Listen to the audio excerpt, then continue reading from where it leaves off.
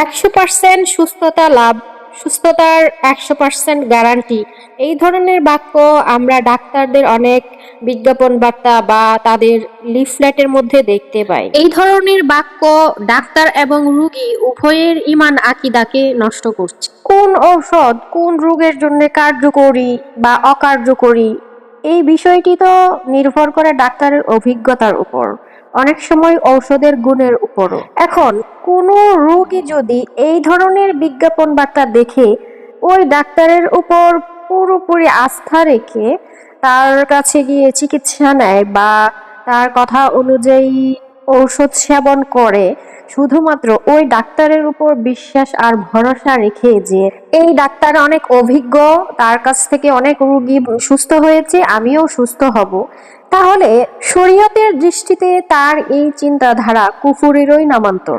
যদি কোনো ব্যক্তি অন্তর থেকে একমাত্র আল্লাহ তাআলাকে আরোগ্য দানকারী মেনে নেয় এবং ঔষধকে অভিজ্ঞতার আলোকে আল্লাহ তাআলার হুকুমেই কার্যকরী হওয়ার বিশ্বাস রেখে তারপর ওই ডাক্তারের কাছে চিকিৎসা নিতে যান, তাহলে হয়তো আকীদাগত দৃষ্টিতে কোনো সমস্যা হবে না, কারণ তার একমাত্র ভরসা এবং বিশ্বাস আল্লাহর উপর।